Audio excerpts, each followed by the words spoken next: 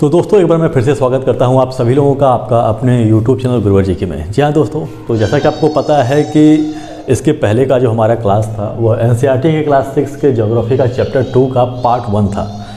ये जो चैप्टर था ये काफ़ी बड़ा हो जाता यदि मैं एक पार्ट में लेके आता, तो इसलिए हम इसे 2 पार्ट में लेकर आए हैं। और आज का इसका जो इसमें जो मुख्य रूप से पढ़ने वाले हैं वो हम देशांतर के बारे में पढ़ने वाले हैं, यानी कि लॉन्गिट्यूड के बारे में पढ़ने वाले हैं।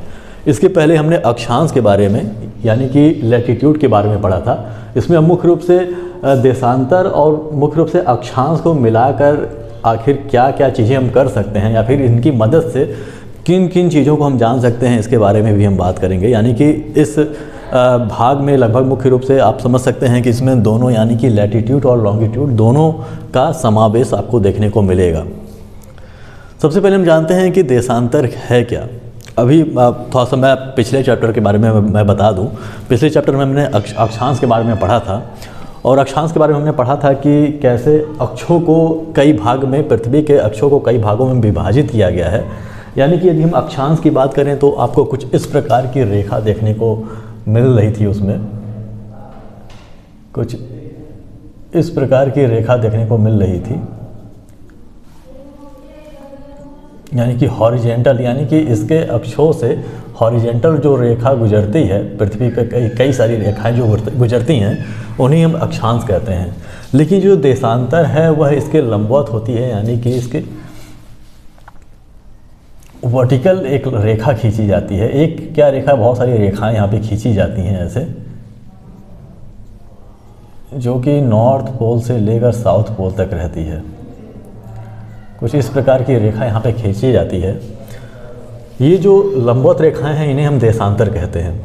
और जो लंबवत रेखाएं होती हैं और ये जो हॉरिजेंटल रेखाएं होती हैं, जो यानी कि अक्षांश और देशांतर आपस में एक दूसरे को कई स्थान पे काटते हैं और इन्हीं की मदद से हम बहुत सारी चीज़ों का पता लगा सकते हैं पृथ्वी पे। ये दोनों की दोनों, जैसा कि आप लोग को पता है कि दोनों की दोनों एक काल्पनिक रेखाएँ हैं, यानी कि वैज्ञानिकों के द्वारा ये सभी चीज़ें निर्धारित की गई हैं ताकि सही समय या फिर सही स्थान का ज्ञात किया जा सके। तो यह जो रेखाएं होती हैं, यहाँ पे आप बहुत सारी रेखाएं देखेंगे। ये जो यामोत्तर रेखाएं जिसको कहते हैं, ये बहुत सारी होती हैं। ये मतलब इसको भी डिग्री में ही नापा जाता है और इसे आप चाहें जितना उतना बना सकते हैं। फ़िलहाल इस बोर्ड पे ज़्यादा नहीं आ पाएगा, इसलिए मैं ज़्यादा इसमें नहीं बना सकता हूँ, लेकिन इस प्रकार की रेखाएँ आपको देखने को मिलेंगी जो कि मुख्य रूप से देशांतर रेखाएं कही जाती हैं। इस प्रकार की रेखाएं आपको देखने को मिलती हैं। इसमें जो मध्य रेखा यहाँ पे आपको दिखाई देगा, यह 90 अंश का होता है। यह 90 अंश माना जाता है। 90 अंश नहीं, बल्कि ये जो मध्य वाला रेखा होता है इसे हम 0 अंश मानते हैं। 0 डिग्री का ये होता है, 0 डिग्री से हम मानते हैं। और इसके विपरीत जो रेखा होती है, अब चूंकि ये पृथ्वी का ये वाला भाग है, जैसे कि अब यदि हम बॉल के हिसाब से समझें, हमारे पास एक बॉल है और इस बॉल को यदि हम इसे उत्तरी पोल और इसे दक्षिणी पोल मान लेते हैं, उत्तरी ध्रुव और दक्षिणी ध्रुव मान लेते हैं, तो ये जो एक रेखा आपको दिखाई दे रही है, इसे ही ये जो हम पढ़ रहे हैं देशांतर, इसे ही हम मुख्य देशांतर रेखा कहते हैं। और यह प्रधान देशांतर रेखा है जो कि 0 अंश बनाता है। और इसके विपरीत बिल्कुल जो आपको देखने को मिलेगा वह 180 अंश ये कहा जाता है। यह जो होगा ये 180 अंश का होगा, क्योंकि आप देखेंगे तो एक रेखा यहाँ पे खींची हुई मिलेगी और जो मान लीजिए कोई सीधी रेखा होती है तो उसका जो अंश होता है वो 180 अंश ही होता है, यानी कि इसे 0 अंश माना जाता है। और इसके विपरीत की जो रेखा होती है उसे 180 अंश माना जाता है। यानी कि इसके विपरीत पृथ्वी के दूसरे साइड में यहाँ पे जो रेखा आपको मिलेगी वह 180 होगी, वह 180 डिग्री होगी। और ये ऐसे ही बढ़ते रहता है। अब चूँकि यह 0 था तो इसे आप कुछ भी मान सकते हैं। इसे 20 डिग्री मान सकते हैं और इसे आप 40 डिग्री मान सकते हैं। यदि इसको और बढ़ाया जाए, एक और यामोत्तर रेखा यानी कि देशांतर रेखा खींचा जाए तो इसे आप 60 डिग्री मान सकते हैं। इस तरह से यह बढ़ते बढ़ते पृथ्वी के चारों तरफ जाके 180 डिग्री पे आके मिल जाएगी। ऐसे ये इस साइड भी ऐसे रेखाएं बहुत सारी होती हैं। और इधर भी यदि हम एक रेखा खींच दें 60 डिग्री बनाने के लिए, तब ये बराबर हो जाएगा दोनों तरफ और यह 60 डिग्री होगा। अब देखिए 60 डिग्री इधर, 60 डिग्री इधर, 0 डिग्री यहाँ पे है, और यहाँ पे 20 डिग्री, यहाँ पे 40 डिग्री, इधर 60 डिग्री। ये तो मतलब डिग्री में बांटा गया है, ऐसे आप एक एक डिग्री में बांट सकते हैं, यानी कि 0 डिग्री के बाद 1 डिग्री की रेखा भी हो सकती है, 2 डिग्री की भी रेखा हो सकती है। तो इस तरह से रेखाएं बढ़ती चली जाती हैं। और सबसे बड़ी बात है कि अब चूँकि दोनों तरफ ये आप देख रहे हैं कि इधर भी 20 डिग्री, इधर भी 20 डिग्री है, तो एक्चुअल पॉइंट जानने के लिए होता यह है कि ये जो 0 डिग्री की यहाँ पे जो यामोत्तर रेखा है, जो कि प्रधान यामोत्तर रेखा जिसे हम मानते हैं, इसके इस साइड में जो कि ईस्ट पड़ रहा है, इसलिए यहाँ पे सबके साथ ईस्ट जुड़ जाता है। ईस्ट यहाँ पे भी जुड़ जाएगा, 40 डिग्री ईस्ट इधर, 60 डिग्री ईस्ट इधर। और 0 डिग्री के इस साइड में जो भी कोण बनेगा, जो भी यहाँ पे डिग्रियाँ आएंगी, वह सभी के सभी वेस्ट कहे जाएंगे, यानी कि 20 डिग्री वेस्ट, 40 डिग्री वेस्ट, और यहाँ पे 60 डिग्री वेस्ट हो जाएगा। और ये ऐसे घूमते घूमते ये बढ़ते बढ़ते 60, 70, 80, 90, 100 होते होते ये पीछे की ओर जाकर ये 180 डिग्री यहाँ पे जो दिखाई दे रहा है रेखा, यहाँ पे आपको 180 डिग्री ईस्ट और 180 डिग्री वेस्ट प्राप्त होगा। और सबसे ज़रूरी चीज़ ये है कि जो ये यामोत्तर रेखाएं हैं और 0 डिग्री के विपरीत, यानी कि पृथ्वी के दूसरी ओर बिल्कुल बराबरी में जो रेखा मिलती है, जो रेखा में प्राप्त होती है, वह 180 डिग्री ईस्ट, यानी कि इधर से घूम के जाने पे, और 180 डिग्री वेस्ट, और इधर से घूम के जाने पे, पश्चिम की ओर से घूम के जाने पे जो दोनों रेखा मिलती है वह दोनों सेम होती है। यानी कि यह दोनों रेखा एक ही होगी, क्योंकि दोनों जाकर आपस में पीछे की तरफ मुड़ जाएंगी। जैसे कि मैंने बताया कि ये जो मान लीजिए ये मुख्य यामोत्तर रेखा है, यानी कि देशांतर रेखा है। अब इसके पूरब में आप बढ़ते चले आ रहे हैं डिग्री में, 20 डिग्री, 30 डिग्री, 40 डिग्री, 50 डिग्री, यहाँ पे पीछे की तरफ गए, 80 डिग्री ईस्ट में पहुँच गए। और यदि आप इधर से बढ़ते हैं तो 20 डिग्री वेस्ट हो जाएगा, 30 degree west, 40 degree west, 60 degree, और ऐसे ही पहुँचते पहुँचते इसके विपरीत 180 डिग्री, यानी कि ये जो रेखा होगी यह दोनों को डिनोट करेगी, यानी कि 180 डिग्री ईस्ट और 180 डिग्री वेस्ट दोनों को यह रेखा डिनोट करेगी। तो इस प्रकार से हमारा ये देशांतर रेखाएं खींची जाती हैं। असल में देशांतर रेखा खींचने का जो मुख्य कारण था उसमें एक तो ये था कि अक्षांश तथा देशांतर की मदद से निश्चित स्थान का पता लगाया जा सकता था। पिछले चैप्टर में जैसे कि हमने पढ़ा था इसके बारे में, और हम जाने थे कि हम मुख्य रूप से पिछले चैप्टर में, यानी कि पिछले पार्ट में हमने अक्षांश के बारे में पढ़ा था, यानी कि लैटीट्यूड के बारे में। अक्षांश आपको पता है कि कैसे ये इस प्रकार से पृथ्वी को कई भागों में बांटा गया है। इसके पोलों को लेकर इस प्रकार से कई भागों में बांट दिया गया है। इधर जब आप आएंगे तो इस एरिए को जो कहा जाता है, यानी कि ये जो बीच का मैंने एक रेखा खींचा था, इसे तो आपको पता है कि यह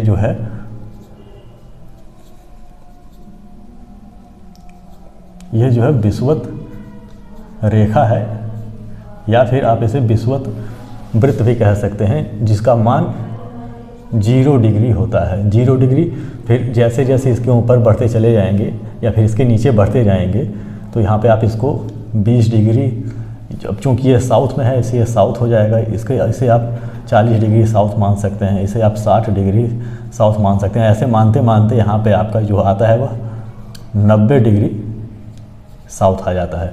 और यदि आप ऊपर की तरफ बढ़ते हैं ऐसे,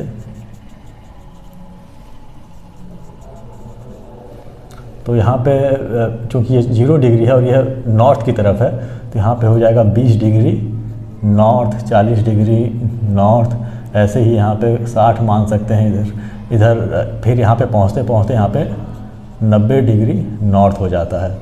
ये जो मध्य रेखा होती है, यानी कि ये जो यहाँ पे नॉर्थ पोल होता है वो, तो इस तरह से विभाजित किया जाता था।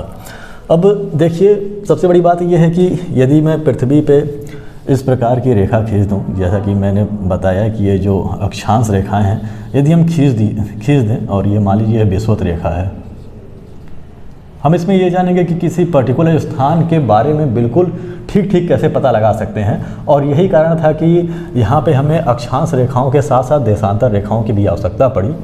तो ये विषुवत रेखा है, इसके ऊपर भी आप जानते हैं, इसके ऊपर भी हम रेखा खींच सकते हैं, कई सारे रेखा यहाँ पे बनाया जा सकता है। इसे मान लीजिए है 0 डिग्री है, 0 डिग्री, और इसे आप मान सकते हैं 20 डिग्री मान सकते हैं, 20 डिग्री नॉर्थ मान सकते हैं। अब मान लीजिए किसी पर्टिकुलर स्थान का पता लगाना है। अब आपका कोई दोस्त है जो बताता है कि जो मेरा गांव है वह 20 डिग्री नॉर्थ में यानी कि 20 डिग्री उत्तर में स्थित है। अब इसका मतलब ये हुआ कि 20 डिग्री नॉर्थ का मतलब ये हो गया कि यह रेखा यानी कि 20 डिग्री का ये जो अक्षांश है या अक्षांश रेखा जहाँ जहाँ से गुजर रही है वह सभी स्थान जो है वह 20 डिग्री को घेरता है। अब ये चूँकि यहाँ पे भी 20 डिग्री है, इधर भी 20 डिग्री है, इस रेखा पे यहाँ पे भी 20 डिग्री है, तो आपका दोस्त यहाँ पे कहीं पे भी हो सकता है। यानी कि यदि आपका दोस्त केवल ये बताता है कि अक्षांश के हिसाब से जो मेरा गांव है वह 20 डिग्री नॉर्थ में है, तो आपको पृथ्वी का पूरा एक चक्कर लगाना पड़ेगा और 20 डिग्री नॉर्थ से होते हुए जितने जितने भी स्थान आएंगे वहाँ पे जाकर पृथ्वी के चारों ओर घूम के, गोलाई में घूम के आपको अपने दोस्त को ढूंढना पड़ेगा। ये काफ़ी मुश्किल काम होगा, इसलिए यहाँ पे देशांतर का प्रयोग किया गया। अब क्योंकि जो अक्षांश है और जो देशांतर हैं वह कहीं ना कहीं एक दूसरे को काटती हैं और इस स्थान को हम पर्टिकुलर डिग्री में तौल सकते हैं, पर्टिकुलर डिग्री में से बता सकते हैं। अब आपका दोस्त बताता है कि मैं 20 डिग्री नॉर्थ में तो रहता ही हूँ और 30 डिग्री साउथ में रहता हूँ।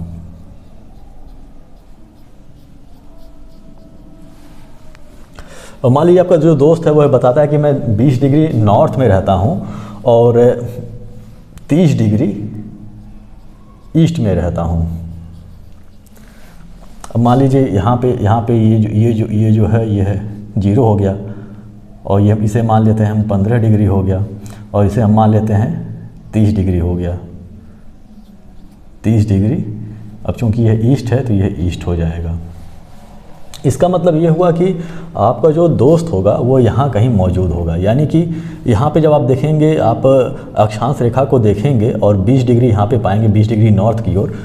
जैसे कि अगर वो बताता है कि मैं 20 डिग्री नॉर्थ और 30 डिग्री ईस्ट में रहता हूँ, इसका मतलब ये हुआ कि 20 डिग्री आप इस रेखा को देखेंगे और 30 डिग्री ईस्ट यानी कि इस रेखा को देखेंगे, इस रेखा यानी कि ये वाली जो रेखा है और ये दोनों रेखा जहाँ मिलेंगी, और क्योंकि ये 20 डिग्री वाला रेखा है, 20 डिग्री जो कि अक्षांश है और ये जो देशांतर है वह 30 डिग्री का है, तो 30 डिग्री यहाँ पे आपका आ रहा है, ये जो 30 डिग्री है यानी कि 20 डिग्री और यहाँ पे 30 डिग्री का यह रेखा मिल जाएगा। और आपका जो दोस्त होगा वह पर्टिकुलर रूप से इस स्थान पे जहाँ पे यह क्रॉस करेगा, यानी कि अक्षांश और देशांतर जो रेखा है जहाँ पे क्रॉस करेगा वहाँ पे ही आपका जो दोस्त होगा वो होगा। इसे लिखने का जो तरीका होता है, ये लिखा जाता है, उसमें सबसे पहले यहाँ पे आपको अक्षांश लिखा हुआ देखने को मिलेगा और उसके बाद आपको देशांतर देखने को मिलेगा।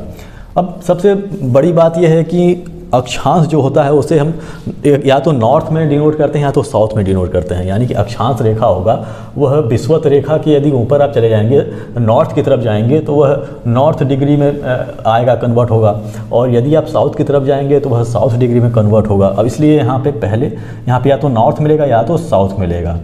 और जो आपका देशांतर रेखा होता है यानी कि जो यामोत्तर रेखे होते हैं, जो लॉन्गिट्यूड होते हैं, उसमें आपको या तो ईस्ट देखने को मिलेगा या तो वेस्ट देखने को मिलेगा।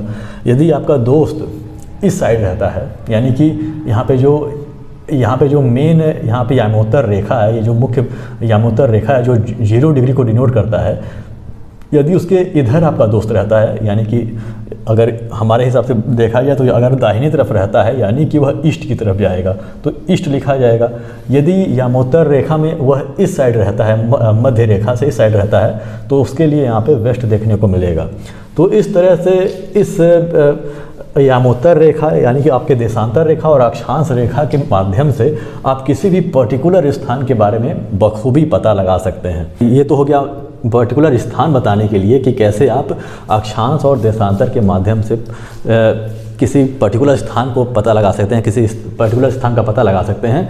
और सबसे बड़ी बात यह है कि जो समुद्र में लोग यात्रा करते हैं, हम देखिए सामान्य तौर पे देखेंगे तो स्थल पे आप लोग को बहुत सारी ऐसी आकृतियाँ मिल जाएंगी जो जानी पहचानी रहेंगी, या फिर आप कहेंगे अरे ये तो ताजमहल है, या फिर अरे ये तो लाल किला है, या फिर कोई भी ऐसा स्थान से आप पता लगा सकते हैं कि हाँ हम किस स्थान पे हैं। लेकिन समुद्र इतना बड़ा होता है कि वहाँ पे किसी भी एक भी प्रकार के चिन्ह आपको नहीं दिखाई देते हैं, वहाँ केवल अथाह पानी ही आपको चारों तरफ दिखाई देगा। तो समुद्रों में इस प्रकार के ये जो होते हैं, अब उनके कुछ नाम भी तो नहीं होते हैं। अब स्थल पे, मान लीजिए स्थल पे, भारत पे स्थल पे हैं, वो आप कहीं पे भी चले जाएंगे तो हर चीज़ का एक पर्टिकुलर नाम है। यदि आप बता देंगे कि मेरा गांव गोरखपुर में है या फिर मेरा जो घर है वह दिल्ली में है, तो लोग समझ जाएंगे हाँ दिल्ली और गोरखपुर कहाँ है। लेकिन यदि आप समुद्री मार्ग से जा रहे हैं तो समुद्री मार्ग में कहाँ बताएंगे कि किस स्थान पे हैं। आप ज़्यादा से ज़्यादा ये बता सकते हैं कि या तो मैं अटलांटिक ओशियन में हूँ, या फिर आप प्रशांत महासागर में हैं, या फिर हिंद महासागर में हैं। तो इस प्रकार की समस्या आएगी। लेकिन ये जो है आप देशांतर और अक्षांश के माध्यम से समुद्र में भी अपना पर्टिकुलर स्थान देख सकते हैं कि आप वास्तव में कहाँ पे स्थित हैं, पृथ्वी के किस भाग में स्थित हैं, किस स्थान पे स्थित हैं। तो इस प्रकार से अक्षांश और देशांतर की मदद से हमें स्थान का पता लग जाता है। अब हम बात करते हैं देशांतर और समय का, कि देशांतर के हिसाब से हम समय का कैसे पता लगाते हैं। तो सबसे बड़ी बात यह है कि जब आप देखेंगे कि जब आप अक्षांश की बात करते हैं तो अक्षांश, यहाँ पे जो विषुवत रेखा होती है, यह सबसे बड़ा अक्षांश होता है पृथ्वी का।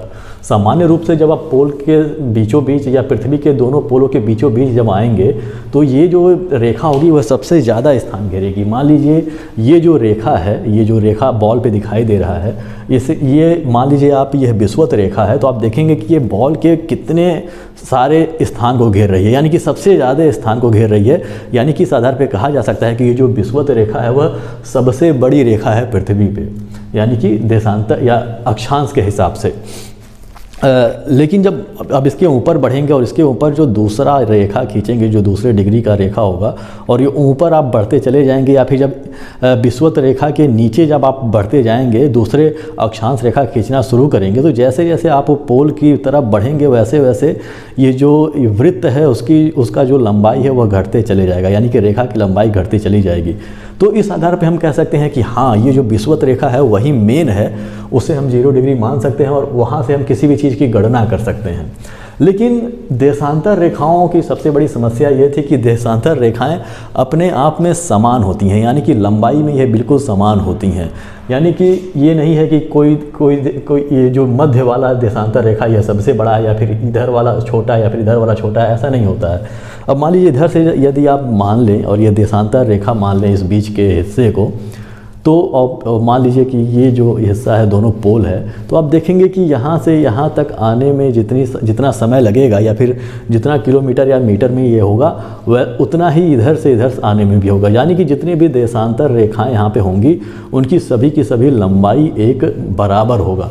तो किस आधार पे हम किस चीज़ को एक मुख्य रेखा माने जहाँ से चीज़ों की गणना की जा सके, तो इसके लिए इस समस्या का जो समाधान निकाला गया वो ये निकाला गया कि एक जो हमारा 0 डिग्री यहाँ पे जो देशांतर है, जो कि प्रधान देशांतर यानी प्रधान यामोत्तर जो रेखा है, इसे एक इंग्लैंड में एक स्थान है जो कि ग्रीनविच नाम से है, जो कि वहाँ पे आप देखेंगे कि वहाँ पे इंग्लैंड का एक राजकीय वेधशाला मौजूद है।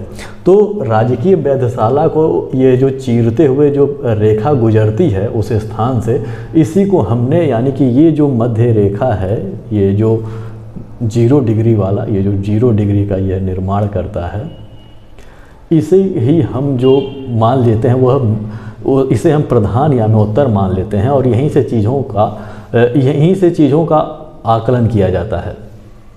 यानी कि जो इंग्लैंड में जो हमारा एक वेधशाला है, जो राजकीय वेधशाला है, उसे ही हम जो वहाँ पे ग्रीनविच जो है, इसलिए हम लोग उसको ग्रीनविच मीन टाइम कहते हैं। यानी कि वहीं से सभी पूरे पृथ्वी के समय का जो है वह आंकड़ा निकाला जाता है। तो इस प्रकार से इस चीज़ को, यानी कि ये जो रेखा थी, जो काल्पनिक रेखा थी, इसे हम मध्य मान लेते हैं, इसे हम मेन मान लेते हैं। अब चूँकि हम चाहें तो या ये देशांतर रेखाओं को या तो यामोत्तर रेखाओं को, सभी जितने भी रेखाएं यहाँ पे मौजूद हैं सभी को हम मेन मान सकते हैं, क्योंकि उसमें कोई भी छोटा या बड़ा नहीं है। लेकिन अक्षांश में क्या होता है कि जैसे जैसे आप पोल की तरफ जाते हैं वैसे वैसे इसका जो घेरा होता है वह छोटा होता चला जाएगा और यहाँ पर आके बिल्कुल शून्य हो जाएगा। लेकिन इसके साथ ऐसा नहीं है, ये हर रेखा एक बराबर होता है। तो इसलिए यहाँ पे जो वेधशाला था उसे ही हम ग्रीनविच मीन टाइम के नाम से जानते हैं। वहीं से समय का शुरुआत होता है। और मुख्य रूप से जो समय की गणना की जाती है, यदि आप पश्चिम की तरफ बढ़ रहे हैं, यानी कि यदि आप इधर बढ़ रहे हैं तो आपका जो समय होगा वह पीछे रहेगा, माइनस में रहेगा। और यदि आप ईस्ट की तरफ बढ़ते हैं, यदि आप इधर से ईस्ट की तरफ बढ़ रहे हैं तो आपका जो समय होगा वह प्लस में होगा। यानी कि इधर जो होगा दिन होगा या फिर कोई भी चीज़ होगी वह पहले ही हो जाएगा, और इधर जो शाम है या फिर दिन है या फिर सुबह है वह बाद में होगा। इसलिए आपने पढ़ा होगा कि ग्रीनविच मीन टाइम से जो भारत का जो समय है वह कितना आगे है। अब चूँकि भारत ग्रीनविच मीन टाइम से यहाँ से ये इस वेधशाला से जो कि 0 डिग्री यामोत्तर है, इससे जो है वह ईस्ट में है, इसलिए आप कहते हैं कि 5.5 घंटे यानी कि प्लस 5 घंटे 30 मिनट हम आगे हैं इधर से, यानी कि 5.5 घंटे हम आगे हैं। इसका मतलब ये होता है कि यदि इंग्लैंड में यदि 12 बजा हुआ है तो इसका मतलब ये हुआ कि भारत में जो है वह 5:30 बजा होगा, यानी कि शाम का 5:30 बज चुका होगा। तो इस प्रकार से इस चीज़ को यानी कि समय का पता लगाते हैं हम। अब ऐसा भी है कि जैसे भारत ही देश को देख लीजिए, तो भारत का जो देश है वो बहुत अधिक स्थान को घेरता है। यानी कि यदि हम यामोत्तर की बात करें तो यहाँ पे लगभग आप देखेंगे कि यहाँ पे यदि भारत का नक्शा बना दिया जाए ऐसे ही, मतलब बस ऐसे ही हम बना दे रहे हैं, ऐसे नक्शा मान लीजिए भारत है, तो ये जो पश्चिम साइड में है ये गुजरात है, ये गुजरात आप मान सकते हैं। गुजरात का जो सबसे पश्चिमी हिस्सा है, जो यहाँ से जो यामोत्तर रेखा होकर गुजरती है वह 68 डिग्री 7 मिनट होकर गुजरती है ईस्ट, क्योंकि भारत ईस्ट में ही है। तो ये दोनों ये सब जो मान आएंगे वह सब कुछ ईस्ट में ही आएगा, क्योंकि भारत यहाँ पे स्थित है ईस्ट के क्षेत्र में। यहाँ पे सबके सब स्थानों पे ईस्ट ही आपको देखने को मिलेगा। और यहाँ पे जो अंतिम छोर आता है, जो कि यहाँ पे जो पूर्वोत्तर राज्य आते हैं, जो पूर्वी राज्य आते हैं भारत के, जो असम उसम वाला क्षेत्र है, इसका जो अंतिम जो बिंदु है वह 97 डिग्री 6 मिनट का है। जब आप इन दोनों के बीच में गैप देखेंगे तो लगभग हम मान लेते हैं 30 डिग्री का यहाँ पे गैप आ जाता है।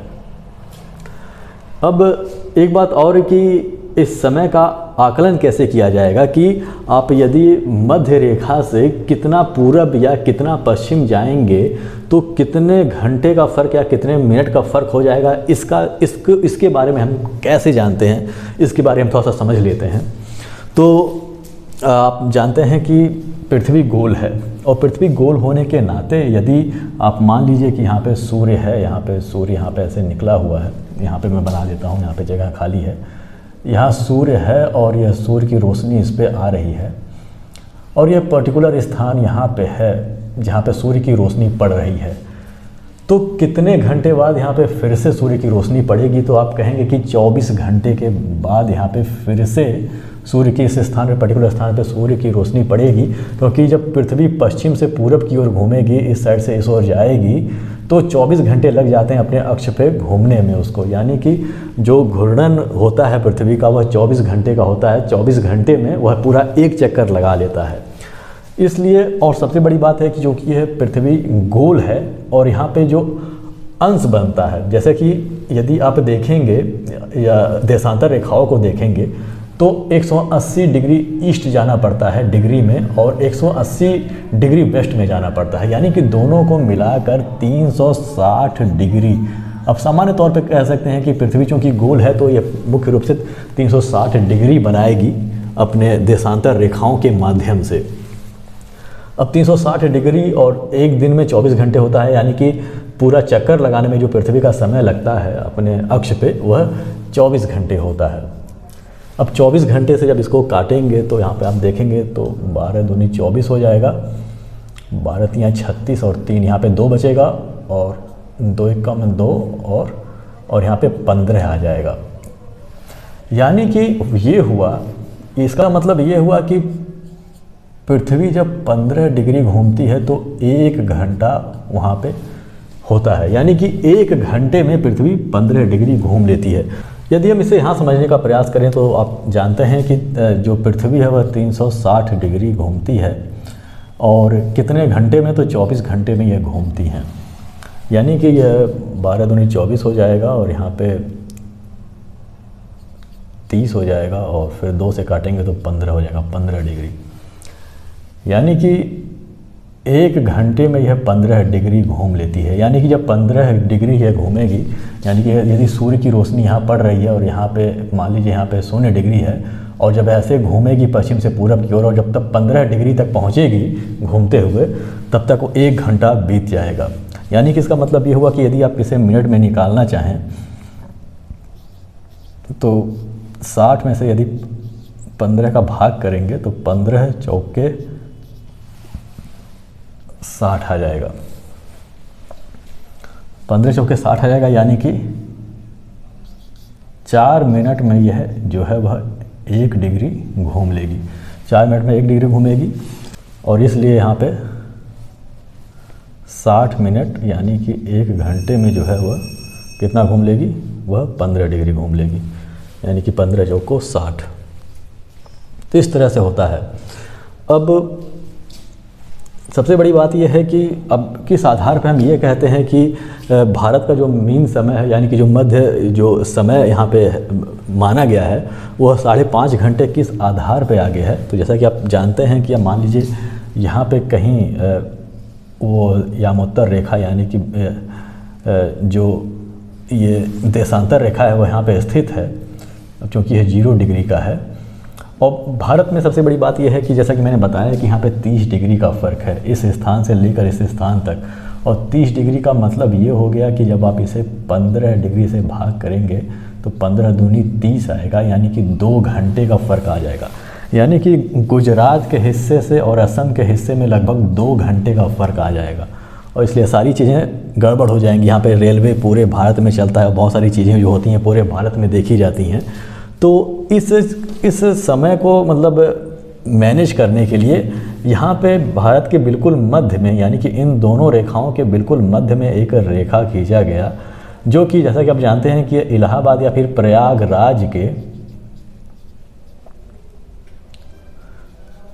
प्रयागराज के नैनी से होकर गुजरती है। और जो प्रयाग के नैनी से गुजरने वाली जो रेखा है वह 82 डिग्री है। 82 डिग्री, 82.5 डिग्री ईस्ट है ये, यानी 82.5 डिग्री पे यह स्थित है, यानी कि 82.5 डिग्री ईस्ट इसका जो यामोत्तर रेखा है वो है। यह दोनों रेखाओं के मध्य में पड़ता है, इसलिए इसका एक औसत निकालने के लिए ऐसा कर दिया गया। और जैसा कि मैंने बताया कि क्यों यह 5.5 घंटा आगे है, अब चूँकि यह 82.5 डिग्री ईस्ट में आ रहा है, और ये जो रेखा है जो कि ग्रीनविच मीन टाइम है 0 डिग्री है, तो यह कितना है, ये 0 डिग्री है। अब 0 डिग्री से लेकर 82 डिग्री ईस्ट तक जब आप देखेंगे तो कितना डिग्री बन रहा है, जैसा कि आपको पता है कि यहाँ पे 82 डिग्री ही बन रहा है। 82 डिग्री यानी 82.5 डिग्री ये बन रहा है। अब 82.5 डिग्री में कितना घंटा होगा, तो जब आप इसे जानते हैं कि 15 डिग्री का 1 घंटा होता है, तो आप इसे यदि 15 से भाग करेंगे तो 15 चौको 60, 15 पचे 75 हो जाएगा। 15 पचे 75, यानी कि 5 घंटा इससे मिल गया। और 75 का मतलब ये हो गया कि 75 और 5 80 2 7, यहाँ पे कितना डिग्री बच जा रहा है, 7.5 डिग्री बच रहा है। अब चूँकि 15 डिग्री में होता है 1 घंटा, इसलिए 15 का आधा ही होता है 7.5, तो 7.5 डिग्री में जो हो जाएगा वह आधा घंटा यानी कि 30 मिनट हो जाएगा। इसलिए 5 यहाँ से आ जाता है और 30 मिनट यहाँ से आ जाता है, यानी कि कुल मिलाकर यहाँ पे जो ग्रीनविच मीन टाइम है वहाँ से जो भारत का जो समय है वह कितना आगे है, वह 5.5 घंटे आगे है। अब मान लीजिए कि जो भारत है, भारत जो है वह यामोत्तर रेखा के ये देशांतर जो मुख्य रेखा है उसके ईस्ट में पड़ता है, यानी कि ईस्ट भाग में पड़ता है। यदि इसी स्थिति में कहाँ गया ये, इस स्थिति में यदि यह वेस्ट की तरफ पड़ता है, यानी कि वेस्ट की तरफ इसी स्थिति में रहता, भारत कहीं यहाँ पे अगर रहता, तो इधर चूँकि इसके इधर जो वेस्ट के साइड में है वह यहाँ पे माइनस में होता है, इसलिए भारत का जो समय होता है वह 5.5 घंटा पीछे होता है इससे। लेकिन ईस्ट में होने के नाते अब चूँकि माना जाता है कि जो ईस्ट है वहाँ पे सूर्य सबसे पहले निकलता है। और सबसे बड़ी बात है कि जो इस यहाँ पे आप इस फ्रंट लाइन का जो मुख्य जो यामोत्तर रेखा है 0 डिग्री का, इससे हम समय का ज्ञान करते हैं। और इसके पीछे जो रेखा है, जैसा कि मैंने बताया कि यहाँ पे जो 180 डिग्री यहाँ पे मिला हुआ है, जैसे मान लीजिए ये जो रेखा है वह 0 डिग्री है और इसके पीछे का जो आप जैसा कि बताया कि 180 डिग्री है, तो 180 डिग्री से ही आप तिथि का ज्ञान करते हैं यहाँ पे, यानी कि एक नए तिथि के में प्रवेश करते हैं। यानी कि जब मान लीजिए सूर्य का जो यहाँ पे रोशनी पड़ रहा है और वह 180 डिग्री पे वह पड़ना शुरू हुआ, यहाँ पे मान लीजिए 180 डिग्री है, तो 180 डिग्री के बाद जैसे ये पूरब की ओर बढ़ेगा, ये सूरज की रोशनी इधर की तरफ पश्चिम की तरफ बढ़ेगा, वैसे ही एक नया दिन हो जाता है। इसीलिए यहाँ पे एक दिन आगे हम लोग रहते हैं और फिर ये जैसे जैसे आगे की तरफ बढ़ेगा वैसे वैसे समय में परिवर्तन होता चला जाएगा। इसीलिए देखिए कि जब कभी यहाँ पे मैच आता है, जब आप देखेंगे कि इंग्लैंड में स्थानीय समय के अनुसार यदि 2 बजे यानी कि 2 PM पे दोपहर में 2 बजे यदि मैच आ रहा है वहाँ के स्थानीय समय से, तो भारत में जो मैच आता है वह 5.5 घंटे आगे आता है। यानी कि यहाँ पे जो मैच का प्रसारण किया जाएगा वह 7:30 बजे होगा, 7:30 PM पे, यानी कि 5.5 घंटे, यानी कि 2 से 5.5 घंटे आगे, यानी कि 7:30 बजे यहाँ पे मैच होता है और देर रात्रि तक मैच चलता रहता है।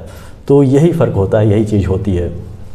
इसीलिए यहाँ पे जो प्रयागराज का जो नैनी का स्थान है, इसे ही हमने अपना जो है वह मेन टाइम मान लिया, इसे ही मध्य समय मान लिया और इसी के आधार पे पूरे भारत का जो समय है उसकी गणना की जाती है।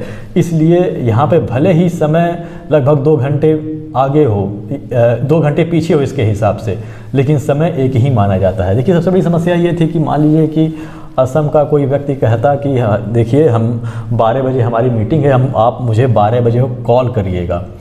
अब सबसे बड़ी बात है कि जब यहाँ पे असम में 12 बजेगा तो यहाँ पे 10 ही बजा होगा और जब यहाँ पे 12 बजेगा तो यहाँ पे 2 बज जाएगा। तो इस तरह से बहुत गड़बड़ हो जाती है। इसलिए यहाँ पे एक मध्य रेखा मान लिया गया है, काल्पनिक रेखा मान लिया गया है प्रयागराज का नैनी, जैसे इसे मान लिया गया था जो वैधशाला वाला था यहाँ पे इंग्लैंड में, वैसे ही इसे भी मान लिया गया और इसी हिसाब से पूरे भारत में समय की गणना की जाती है। तो इस प्रकार से हम समय का भी ज्ञान प्राप्त कर सकते हैं और समय को भी हम जान सकते हैं। तो दोस्तों यही चैप्टर था आज का और आशा करता हूँ कि आप लोगों को समझ में आ गया होगा। थोड़ा सा बहुत जटिल था ये, तो यदि आप लोगों को समझ में आया तो दोबारा वीडियो देख लीजिएगा अच्छे से। आशा करता हूँ कि ये वीडियो आप लोगों को समझ में आया होगा और वीडियो अच्छा भी लगा होगा। यदि वीडियो अच्छा लगा तो इसे लाइक कर दीजिएगा। और हाँ, इसके पहले का जो वीडियो है यहाँ पे आई बटन पे क्लिक करके आप उसे देख सकते हैं, यानी कि जो पहला भाग है उसे आप देख सकते हैं। और जब पहला भाग देखने के बाद जब इसे आप देखेंगे तो आपको और अच्छे से समझ में आ जाएगा। तो हमारे साथ बने रहने के लिए बहुत बहुत धन्यवाद। मिलते हैं अपने अगले वीडियो में।